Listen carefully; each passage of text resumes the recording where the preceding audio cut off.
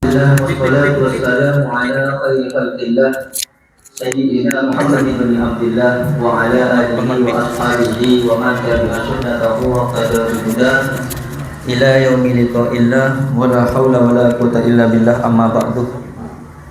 Hadratal muhtaramin wal muhtaramat al-a'izza jamil hadirin fi hadzal majlis. Sebutan kaula muljaaki yang saya muliakan, yang saya hormati dan yang saya banggakan, para hadirin sekalian, wabil khusus kepada segenap para jamaah majlis sholawat dan zikir yang tergabung di dalam majlis Rotibul Haddad, alumni, wali santri dan simpatisan Pondok Pesantren Salafiyah Syafi'iyah Sukorejo Situbondo, wabil khusus kepada Sahibul Bait Bapak Syamsuddin dan juga Bapak Syaraful Anam, yang mudah-mudahan semuanya yang hadir ini senantiasa dalam lindungan Allah Subhanahu wa taala, mendapatkan berkah dan syafaat dari baginda Rasulullah Muhammad sallallahu alaihi wasallam. Para jemaah, para hadirin yang dirahmati oleh Allah, saat ini kita masuk kepada maqalah yang ke-13 halaman 48. Qala al-musannifu rahimahullahu taala wa nafa'ana bihi wa bi'ulumihi fid dharain amin. Bismillahirrahmanirrahim. Wal maqalatu salisata asyarata, dan adapun ini adalah maqalah yang ke-13.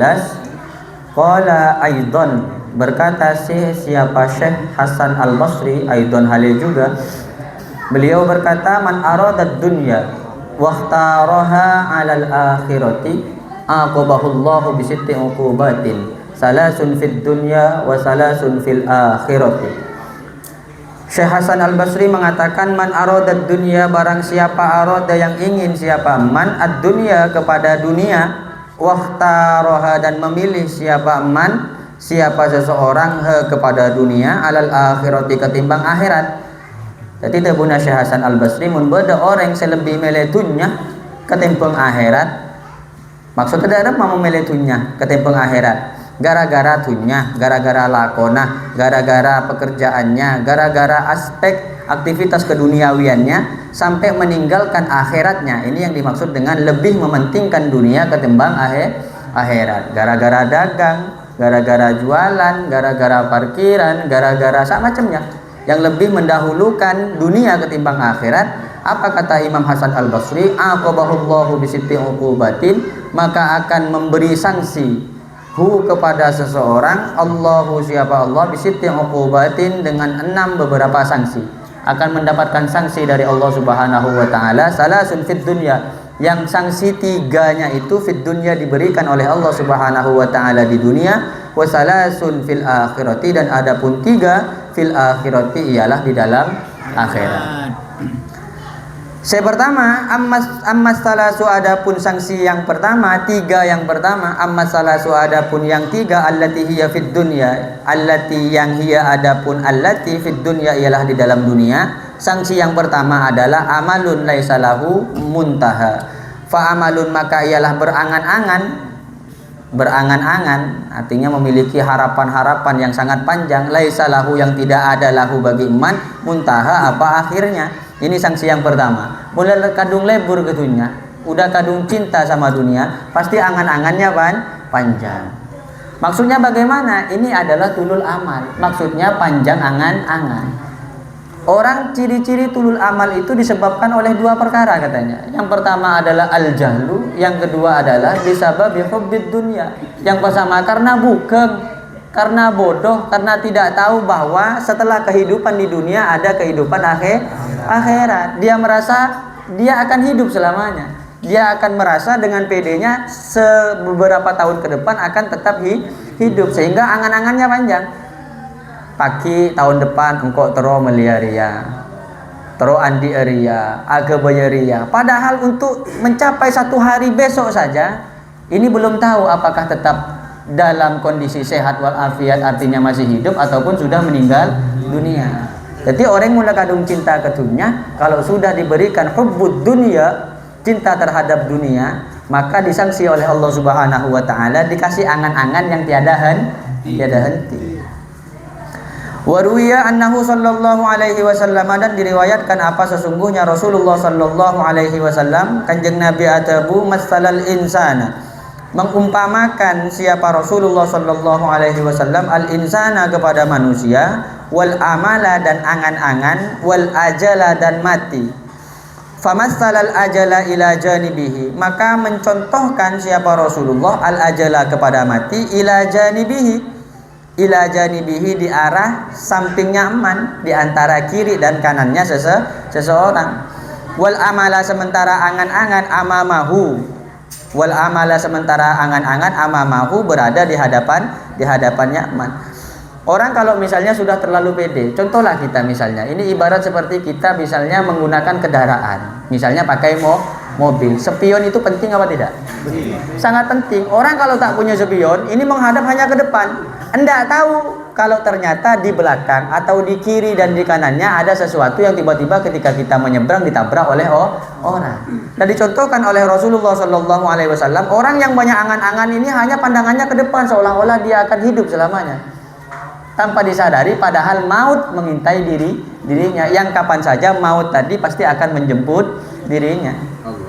Bagaimana yang benar? Ya silakan kita lakukan apa yang bisa kita kerjakan. I'mal lidunya ka'annaka ta'ishu abadan, tapi jangan lupa wa'mal li akhiratika ka'annaka tamutu ghadan. Beramal juga untuk akhirat kita seolah-olah kita mati besok. Ada geng misalnya, ada tegengtunya, tapi beda lebihnya sisipkan untuk sumbangan ke anak yatim, nyimpan di masjid, sumbang belikan semen ke pondok pesantren Salafiyah Al-Aziz.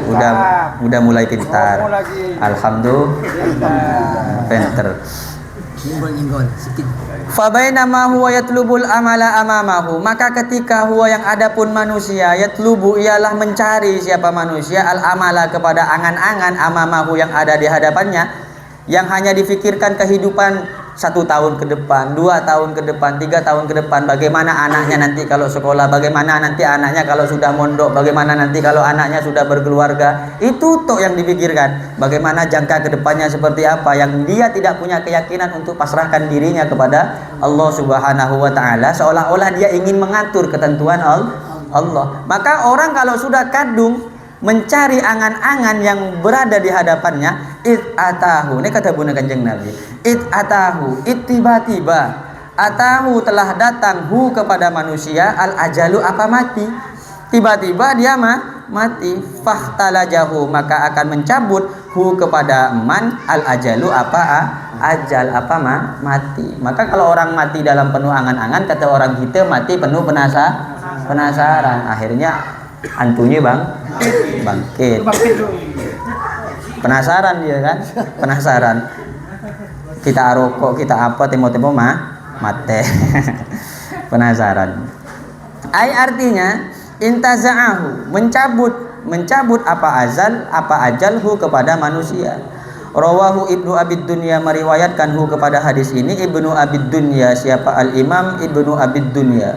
Waruya annahu sallallahu alaihi wasallam, dan diriwayatkan apa sesungguhnya Rasulullah sallallahu alaihi wasallam qala, kam min mustaqbalin yauman la yastakmiluhu wa muntazirin ghadan illa la yablughuhu law nazartum ilal ajal wa masirihi la abghabtum al amala wa ghururahu. Kam min mustaqbilin, ini katanya Kanjeng Nabi, kam min mustaqbilin, kam betapa banyak, min mustaqbilin dari orang yang menghadap yauman kepada satu hari, la yastakmiluhu yang tidak mampu menyempurnakan siapa manhu kepada satu hari. Betapa banyak dia untuk hidup satu hari ke depan masih belum bisa ditentukan bahwa ke depannya akan hidup apa tidak. Kiodi apa enggak? Wa muntadirin ghadan, dan betapa banyak orang yang menunggu ghadan kepada hari besok, la yablughuhu yang tidak akan sampai siapa muntadir hu kepada hari esok, masih nunggu besok, seolah-olah masih hidup saja tanpa mau beramal soleh. Lau nazartum, yang andaikan melihat siapa kalian semua, ilal ajali kepada adanya mati, wa masirihi dan jalannya ajal, la abghadtum al amala wa ghururahu, niscaya murka siapa kalian semua al amala kepada angan-angan, wa ghururahu dan tipu daya dari angan-angan. Yang andaikan kalian ini semua sadar bahwa kita semua senantiasa diintai oleh yang namanya kematian. 1 jam, 1 detik, 1 menit ke depan kita tetap diintai oleh yang namanya kematian. Yang andaikan kita sadar, la abghadtum al amala wa ghururahu. Niscaya kita tidak senang, kita tidak suka untuk tulul amal, dan kita menghindar untuk ditipu dari banyaknya angan-angan. Rawahu Ad-Dailami, meriwayatkan kepada hadis ini Ad-Dailami. Siapa? Al-Imam Ad-Dailami. Kemudian sanksi yang kedua yang diberikan oleh Allah Subhanahu wa taala kepada orang-orang yang lebih memilih dunia, wa hirsun ghalibun laisa lahu qanaatun. Wa hirsun, dan ambisi dan sifat tamak, ghalibun yang menguasai, laisa yang tidak ada lahu bagi seseorang, qanaatun. Apa qanaah? Qanaah ini artinya ar-ridho bikismatillahi ta'ala, rela dengan apa yang telah ditentukan oleh Allah Subhanahu wa ta'ala. Dikasih miskin, alhamdulillah. Dikasih kaya, alhamdulillah. Ini namanya qanaah.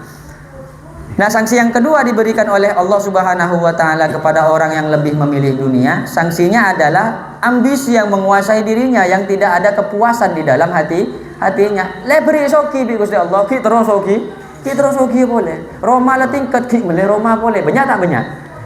Lemon mati kebaya apa kira-kira itu?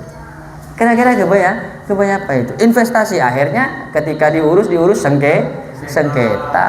Akhirnya masalah beruntun. Yang dia punya anak, yang seharusnya anak itu diwarisi dengan ketenangan dan kenyamanan hati, ternyata anaknya punya warisan sengketa. Oh, berbelit-belit itu, orangnya sudah mati. Ini ada ambisi yang tiada henti. Fal khirsu, maka adapun rasa ambisi, sifat yang ambisi, yaslubu fadailan nafsi, akan merusak apa sifat ambisi, sifat tamak itu, fadailan nafsi, kepada keutamaan jiwa.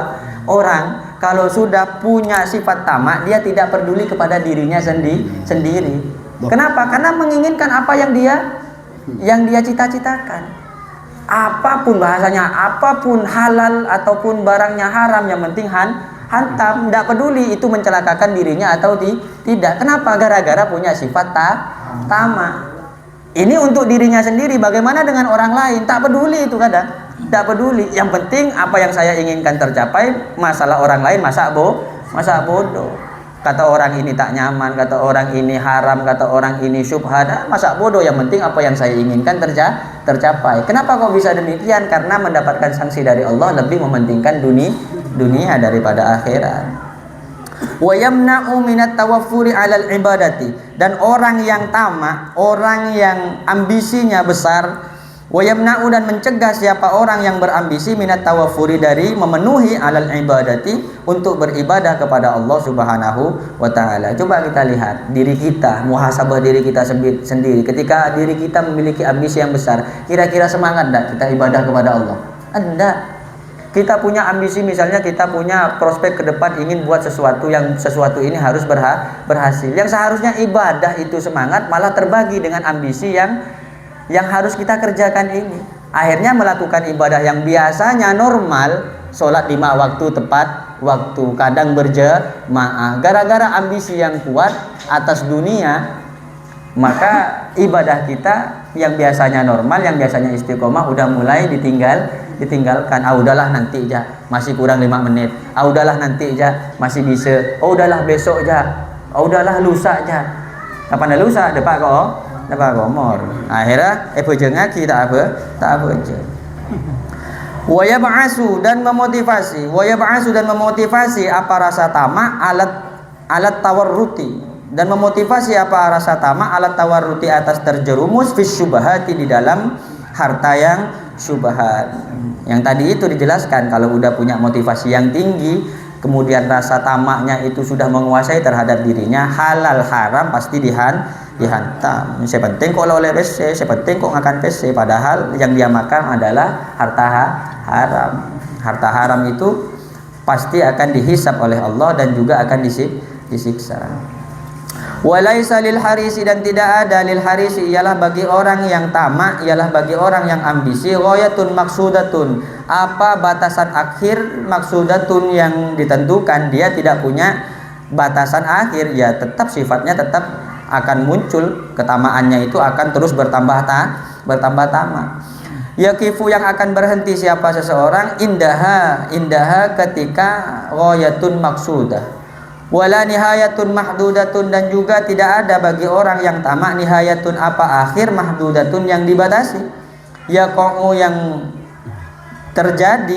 terjadi siapa haris biha dengan nihayah mahdudah.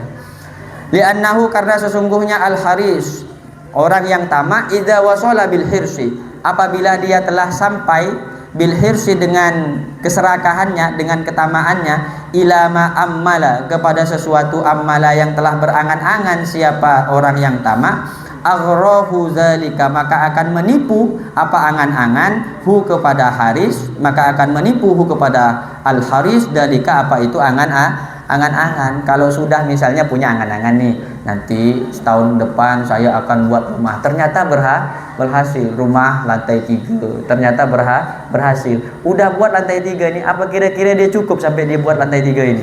Buat lagi rumah yang lain.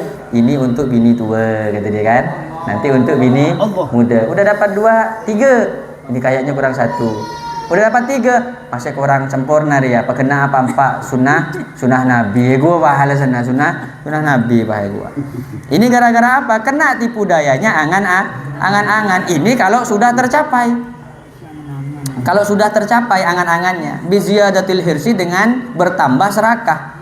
Wal amali dan tambah angan-angan. Tapi kalau tak tercapai bagaimana katanya? Wa illam yasil, dan apabila tidak tercapai siapa man ro'a idha'atal ghina, maka akan melihat siapa man idha'atal ghina kepada menyia-nyiakan harta, lauman kepada hinaan, wasoro dan ada siapa man bima terhadap sesuatu salafa yang telah lalu apa ma min rojaihi dari harapan-harapannya man absatu amalan. Absatu ialah lebih luas, amalan apanya? Amalan angan-angannya. Andaikan tidak tercapai, misalnya dia punya uang sekian miliar, dia buat untuk misalnya nyalon gubernur, nyalon dewan, nyalon apa, misalnya punya angan-angan ke sana kan, ternyata tak jadi. Ketika tak jadi, dia merasa hartanya tadi ini bilang begini, cok saking meliaki sampai pese telo mereka kok berhasil, cok saking bingko ere kebai modal untuk buka lelong misalnya kan, mereka berhasil. Nah tetap ditipu gara-gara apa? Gara-gara angan-angan. Tetap ditipu, berhasil ditipu, tak berhasil pun kena tipu. Itu jahatnya angan-angan. Angan-angan itu jahat. Memang nikmat. Yang nyaman itu punya angan-angan, tak punya duit. Itu paling nyaman itu. Ya Allah, bila yang pandai ya, itu kan. Cara mentransferkan uang 100 juta dari otak ke rekening itu gimana? Itu nyaman itu. Dan tatarul kan begitu. Orang kalau tak punya duit nyaman aja dia ngomong, ingin buat ini, ingin buat itu. Sekali diajak, ayolah buatlah. Misalnya kan mau buat pelang harganya 13 juta. Ngomong ke beliau, aku nak buat pelang berapa ya? 13 juta. Tak jadi bang. Tak jadi. Itu angan-angan yang terhenti dengan sendirinya. Gara-gara apa? Tak ada duit. Gara-gara tak ada duit. Kemudian yang ketiga, sanksi yang ketiga, wa ukhida minhu halawatul ibadati. Wa ukhida dan dicabut minhu dari seseorang halawatul ibadati apa nikmatnya beribadah. Orang mula hubbud dunya, disibukkan dengan dunia, kemudian lebih mementingkan dunia atas akhiratnya, udah itu pasti dicabut oleh Allah Subhanahu wa taala kenikmatan untuk beribadah. Maca sholawat letak nyeting ke Athena, maca Quran letak kira nyeting ke bulu kolek. Nah, baca zikir apapun tidak berpengaruh kepada dirinya. Kenapa? Seperti kaca yang kemudian terkena debunya sudah tebal, ini mau dibersihkan sulit, tidak bisa langsung bersih sekali ya. Misalnya kaca nih, kayak kaca ini kena debu udah kadung tebal, apa kira-kira bisa dibersihkan sekalian? Tidak cukup. Tapi kalau misalnya hanya kotoran-kotoran kecil, kotoran-kotoran yang tidak begitu banyak, hanya menempel, langsung dibersihkan, bisa langsung bersih. Tapi kalau sudah semakin banyak dibiasakan, maka ketika membersihkan satu kali itu tidak cukup.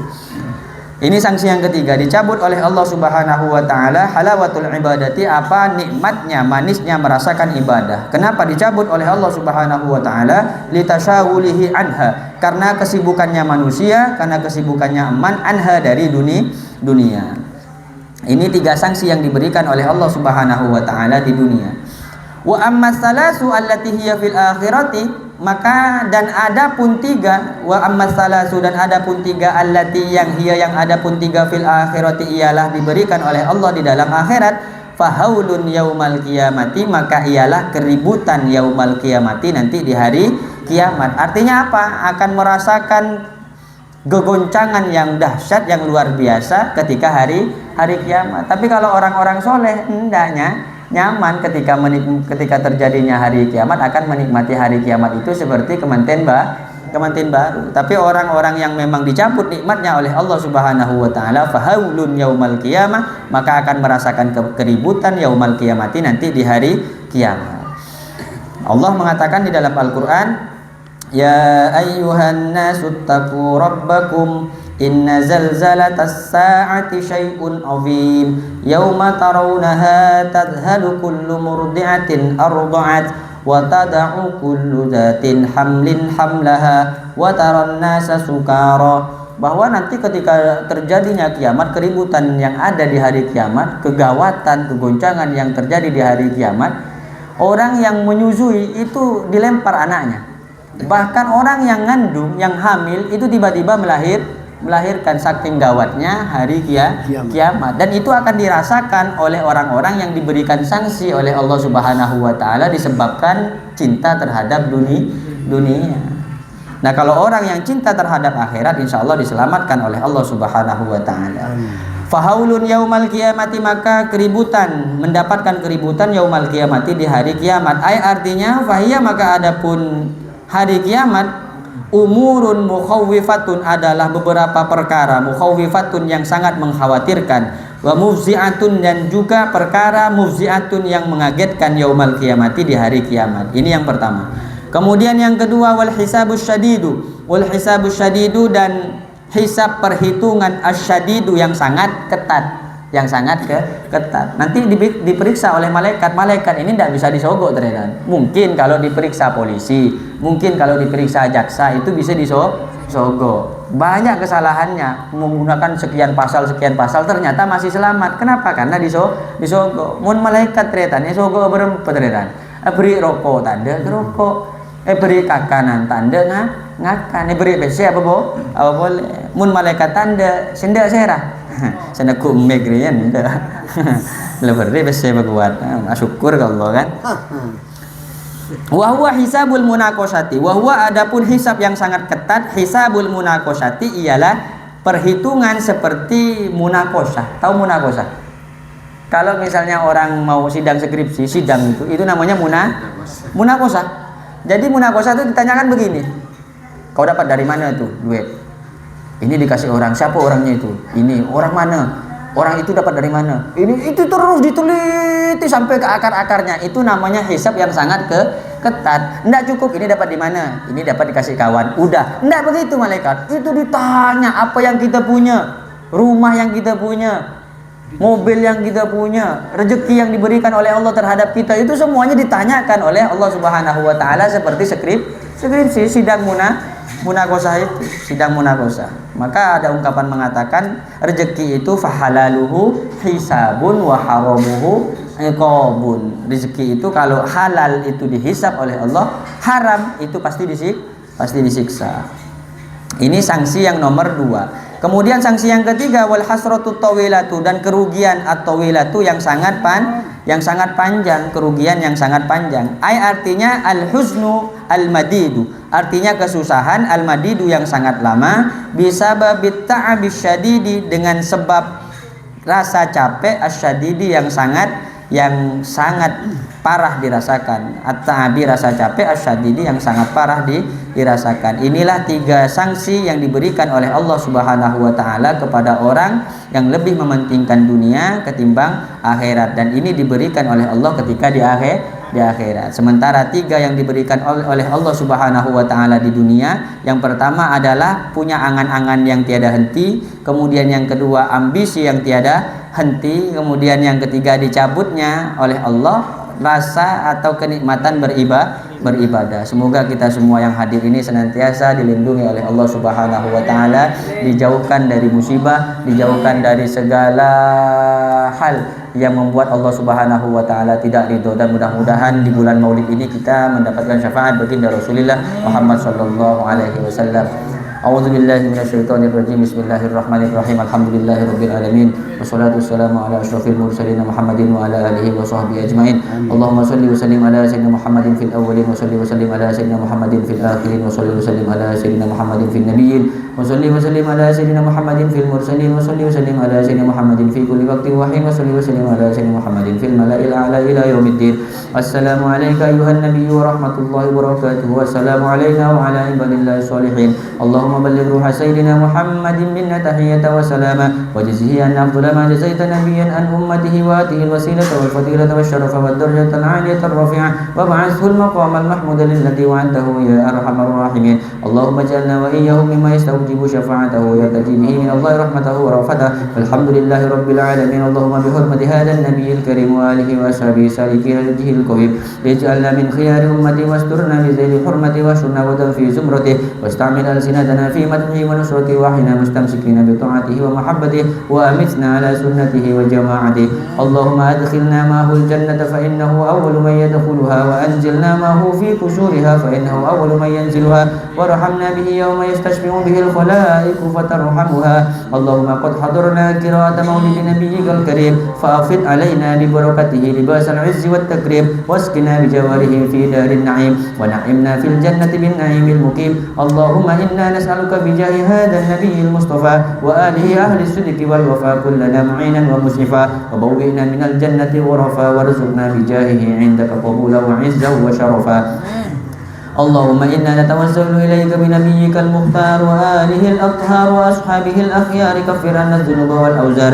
يا الله يا الله يا الله واحرسنا من جميع المخاوف والأخطار واجمع بيننا وبينهم في دار القرار وتقبل منا ما قدمنا من يسير أعمالنا في الإعنان والإسرار وارحمنا برحمتك واغفر لنا إنك أنت العفو الغفار يا غفار. وصلى الله على سيدنا محمد النبي الأمي وعلى آله وصحبه وبارك وسلم.